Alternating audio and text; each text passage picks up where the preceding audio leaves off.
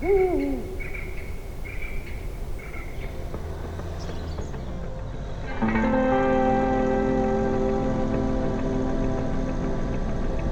minä muistan silloin yläasteella, niin kaverit oli, mitä sinä tuonne menet. Että eikö se ole vähän yksinäistä, ja muutenkin vähän tuommoista hommaa. Että ei nyt ketään kiinnostanut tuo homma. Minä arvelin, että minä sitten yksin menen sinne. Sittenhän minä menin ja tällaista vaan potkittanut töissä.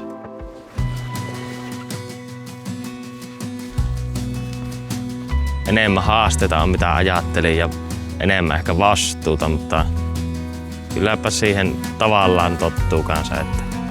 No silloin sitä koulussa kun hakattiin, mitä hakattiin nyt siellä, mutta kumminkin sitä konetta sai useamman kuukauden aina vuoron perään ajaa siellä. Niin sitä vaan ajattelin, että no täällä sitä kone tuo mehtä ja tehdään työt ja sitten lähdetään pois. Että ei tässä nyt kummempia, vaan kyllä sitä kun se työelämässä ollut, niin kyllä sitä on, kun kaikki valvoo sitä tekemistä, niin ei se ole niin yksinkertaista, mutta silti se jotenkin vaan kiinnostaa.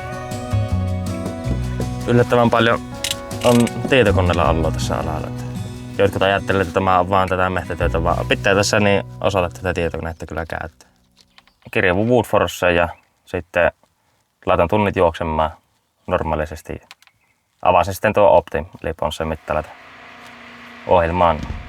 Tosissaan laitan rullat pyörimättä vähän tuo hydraaliöljy tuosta lämpisi. Vaikka suht lämmin on vaan, se on aina eteenpäin se lämmitys. Niin. No tässä on työkohtana tällä kertaa niin ensiharvennusta aika tasaisella maastolla. Sää on aivan loistava, pilvinen, ei paista aurinko silmään. Siinä on tien varressa laani, entinen laani, niin siihen tulee ajan tämänkin harvennuksen puutet. Sitäkään ei tarvitse tehdä. Hyvä on, kun noita kiviäkin on, niin eipähän jää jälkiä suuremmiten eikä uppo ainakaan ajokone sitten syvemmälle kuin nuo kivet. Kyllähän tässä pitää aika paljon kiinnittää siihen tiheyteen ja sitten, että jättäisi ne suhtkot hyvät puut. Yrittäisi aina jättää hyvänlaatuiset puut, että ja oikein sen tiheyteen sitten. Pienestä pitää olin kiinnostunut mehtäkoneista. Mulla ei sukulaisissa ole ketään yrittäjiä eikä vanhemmissa tai mitään, niin aina kun maalla kun asuu ja aina kun näkyy mehtäkone tien vieressä, niin aina sitä kahtoo ihan innossa ja piti aina sanoa, että voitko hiastaa vähän sitä. Siitä se on lähtenyt nuoresta pitää ja oikeastaan varma valinta yläasteiässäkin, että Valtimolle sitä pitää lähteä mehtäkonekouluun, kun se lähimpänä tässä on.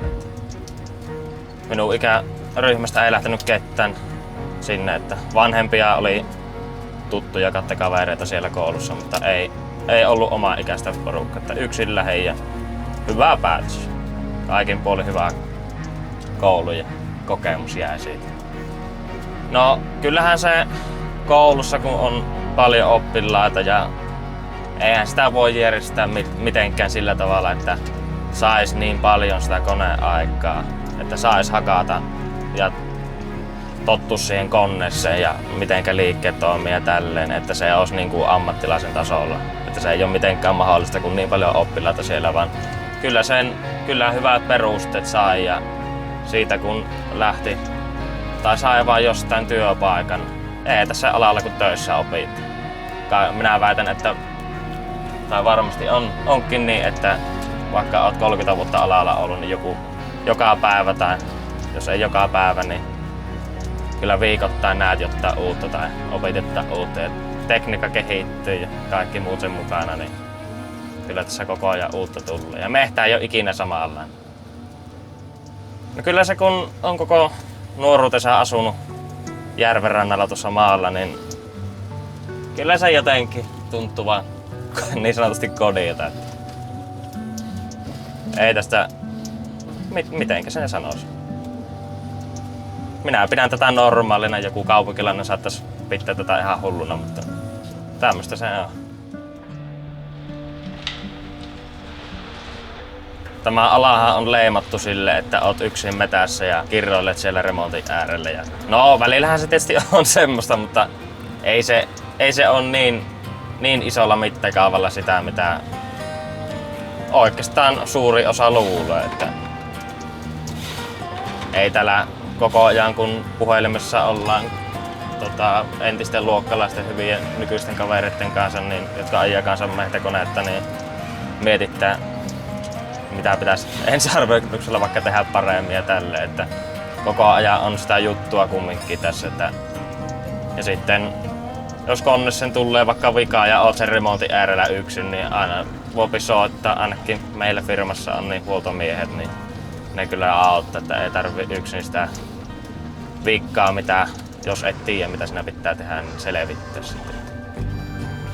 Koulusta 3. vuoden alussa lähdin harjoitteluun eri firman kuin Kuittinen ja armeijan jälkeen sitten aloitin työt täällä. Että ihan kun ois vaan älynyt silloin nuorena sen koulussa, että ei se oo kun soitella, että ne kaikki on ihmisiä, että siitä vaan soitat ja kysyt, kerrot rehellisesti minkälainen oot ja onko motivaatiota, niin kyllä ne varmasti ottaa edes kahville kahtomatta minkälainen ukko siellä on. No sanotaanko, että tykkään tästä työstä sen takia, kun tässä on joka päivä haasteita. Jotkut ammattilaiset saattaa sanoa, että motolla hakkaaminen on tosi helppo ja onhan tämä, kun nämä liikkeet osaavat hyvin, niin onhan tämä suht helppo, vaan se pitää muistaa, että minäkin yksityisen metissä teen, että se on joka maa omistaja haluaa eri tavalla ja siinä tulee sitten se haaste, että yrität tehdä mitenkä jokainen maa omistaja haluaa, että tosi yhtiön sääntöjä ja standardien mukaan, mutta kyllä sitä maa omistajakin kuunnellaan siinä. Tämä on asiakaspalvelu osana työssä, että ei voi ajaa koneella karkuun, kun ne tuohon mehtään tulee, että pakkas on pysähtyä jutella niiden kanssa mukaan vielä. Ja samallahan tässä ollaan niin kuin firmalle sitten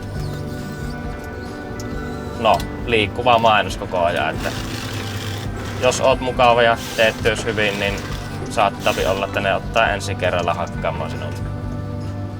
Kyllä sitä kun maanomistaja tuossa käypi, niin jos sieltä joku kehosanakin sattuu tulemaan, että onpa hyvää ja lääkkejä, niin kyllä se vaan päivää peristä ei tuopi semmosen taas, että niin kyllä sitä tulee jotain oikein tehty, että ei tässä virheitä pelkästään tehdä. Kyllä se aina on mukava kuulla ja mukava lähteä sitten kotiinkin. Ei tarvii ressata siellä kotona. Teinköhän minä oikein vai teinköhän minä väärin. Ja varsinkin kun aloittaa yksityisen mailla hakkuun, että minäkin ennen metsähallitusta hakkasin ja tänne Kuittiselle kun tuli, niin siirryin tähän metsägroupille hakkaamaan. Että tämä on ihan, no ei nyt enää, mutta oli ihan uusi tuttavuus. Että alussahan sitä pelotti hirveästi, että kun yksityiset. Mutta kyllä sitä, kunhan tähän tottun, mikäs tässä on tehdä. Yrittää vaan tehdä mahdollisimman hyvää jälleen, mitenkään on itse tai mitenkään on opetettu. Nyt kun on tuo työvuoro lopuillaan, niin tässä työssä on se hyvä puoli, että pystyy kahtelemaan omia jälkiä ja kahtelemaan mitä sitä päivän aikana on tullut tehty ja arvostelemaan itsensä. Nyt kun eletään tätä kevätaikaa, niin näkyy, että kun puita on kaavettu tuonne mehtään päin, niin on pikkusia viiruja tuolla puussa vähäsen. Se on yksi, mistä pitäisi olla tarkkana näin keväisin ainakin, että vuori on herkkä lähtemään irti. Onneksi niitä ei ihan montaa ole, että ihan onnistunut päivä muuten. Tässä työssä niin vapaa-aika on, vaikka tämä 2 vuorotyötä on, jotkut saattaa ajatella, että tämä oot vaan metässä ja pälää, mutta kyllä tässä niin kerkkii perheen perustamista miettii ja kerkkii talvella harrastaa moottorikelekkailua ja kesällä moottoripyöräilyä. Omakohtaista kokemusta on, niin hyvin pystyy olemaan. Se ei ole mikään este. Se on itsestään kiinni, että minkälaisen elämän haluaa, että onko se sitä, että käymään sukat vaihtamassa vai onko se vähän enemmänkin sitten, että jotain olisi siinä elämässä muuta kuin työnteko.